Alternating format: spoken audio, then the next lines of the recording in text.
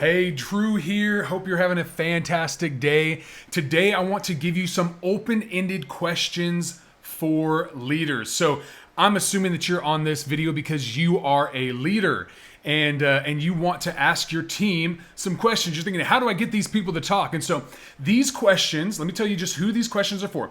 These questions in this video is made for leaders who have direct reports. And those direct reports might be other leaders. You might lead a team of leaders, or they could be a team of individual contributors. And you want to get them talking to you. You want to get some information out of them. You want to connect with them. You want to get to know them better. You want to understand how they think. These questions are going to help you do all those things. And another thing that you can do, kind of a bonus in this video, what I'm going to give you is I'm going to tweak these questions so that you could actually ask yourself all of these questions and gain tremendous self-awareness and a greater understanding of how you think, how you view things, and your own answers to these questions. So here we go. Question number 1.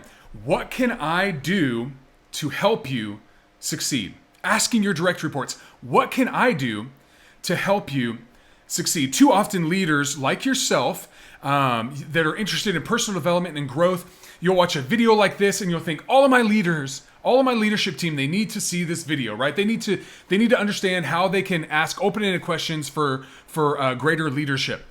Well, the problem with that is maybe your team members just need to get better at delegation, or maybe one team member needs to get better at delegation, or another team member needs to get better at strategic thinking.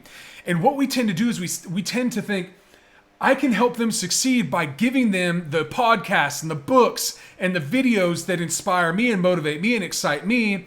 And instead, how your team member receives it is, great, just another book to read. Awesome, another podcast I have to listen to and discuss. And you get those responses and you think, man, my team is simply not interested in personal development.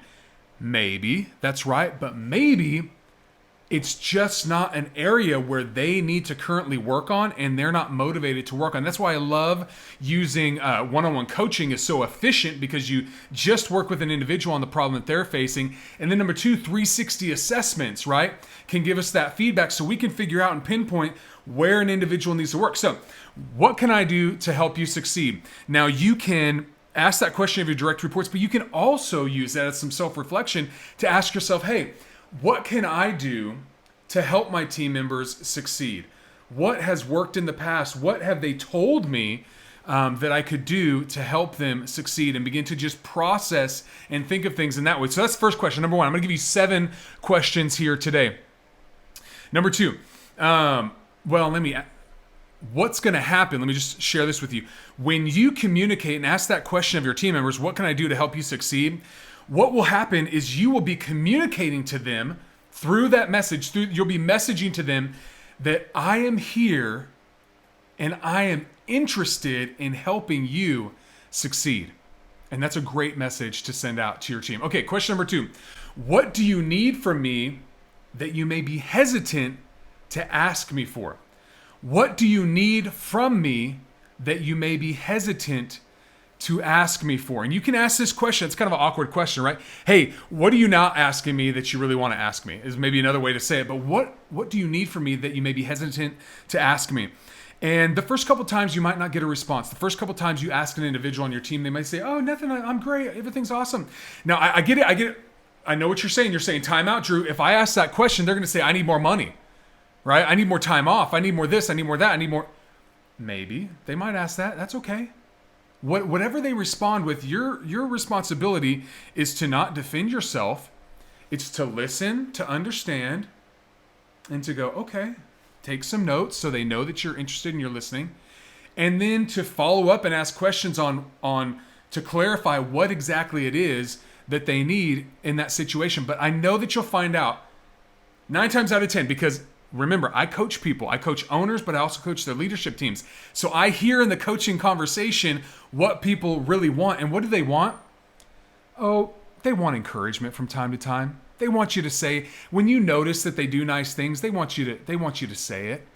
They want you to say, hey, I noticed that you you've really been working hard on your attitude and showing up ready to go. Hey, I noticed you've been really working hard and getting here 15 minutes beforehand, looking at the numbers, figuring out where we're at, and taking over the shift or whatever the case is. Hey, I really noticed that you've been working on getting your reports in a day early. I noticed that and I appreciate that, right? That many times that's all your team wants, but they may be hesitant to ask you that. So what do you need from me that you may be hesitant to ask me for? Number 3, what can I work on that will help me serve you better? Whoa.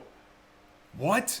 Do I want to ask that question? What can I work on? Am I going to ask my team that? Really? Hey, Great Resignation, it's a real thing, right? People are out there resigning like crazy. What do they want? They want a better work environment. They want a place where their boss is approachable. These questions, what I'm sharing with you, this is going to show that you're approachable, that you care, that you're interested in investing in them. What can I work on that will help me serve you better? This is a vulnerability question because now they get to give you some feedback or some feed forward on how you can be a better boss moving forward. Guess what? You know you're not a perfect boss. They know you're not a perfect boss. They just wonder if you know that you're not a perfect boss, right? So demonstrate some humility by asking this question and then just sit back, be quiet, and let them share with you what you could do to be better. All right, number 4, ask them, and I love this question for a few reasons. How do you measure a good leader? How do you measure a good leader? Now, many times people can talk about what a bad leader is and all the things that bad leaders do. And my leader doesn't do this, so blah, blah, blah. How do you measure a good leader? Because I want to understand this so I can meet that standard, meet and exceed that standard. But also, it's a great exercise for your team members to think through, what do I think is a good leader? And is my definition of a good leader realistic? Or I'm just trying to think of like a perfect person that does everything I want all the time, right?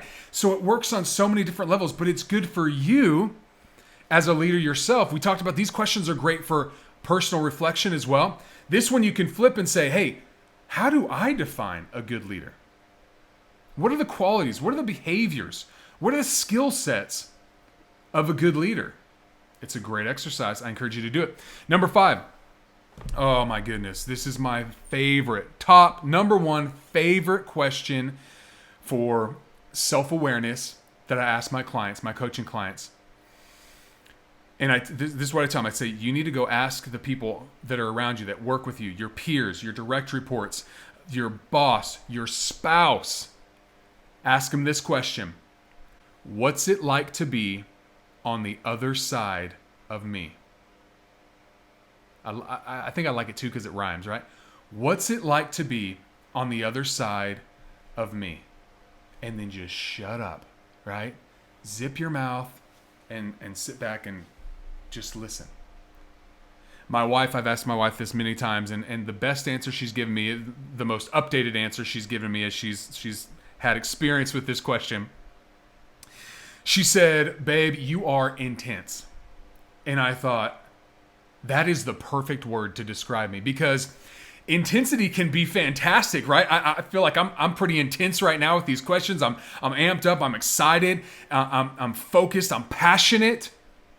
But intense can also be aggressive, overbearing, overwhelming, too much. And many times, if you overextend a strength, it can become a weakness. And so that word, that's powerful. That makes me reflect. It makes me think. It gives me self-awareness. Okay, where's my intensity level? Is it on the healthy level or is it too much? So what's it like to be on the other side of me? Number 6, and this is kind of a variation of number 4, but I wanted to keep it in the list. What qualities do you respect in a leader? What qualities do you respect in a leader? This is a great question to ask yourself once again, but also to ask your direct reports, because don't you want the respect of your team? And so this gives you insights into the behaviors you can demonstrate. If you're struggling to gain influence with your team, it might be that they're kind of struggling to respect you. Maybe you're slacking a little bit on your work ethic. Maybe you're slacking a little bit on your professionalism. And when you ask, hey, what qualities do you respect in a leader? They say, I really respect someone who's professional. My parents always taught me, you show up early and you stay late. That's what a leader does. And they might say, in their speech, what do you respect in a leader? Get ready for it, but it's a great opportunity for you to elevate your game and make sure that you are modeling the behaviors that your team respects. And then number 7, I love this one. What inspires you to be a better leader? And this is great on many levels, whether it's a direct report that is an individual contributor on your team or a direct report that is a leader already.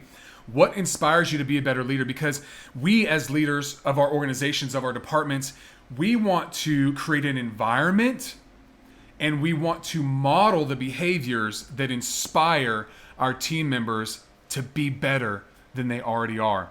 So I hope these questions help you out. Hey, what are some questions that, open-ended questions that you like? Put them in the comments below. I also have another video that I'll put up in the cards here where it's another whole, I think 10 other open-ended questions that can work for a variation of different positions in an organization. So I hope this helps you. Remember to like, subscribe, and put a comment in there on your favorite open-ended questions, and I will see you in the next video.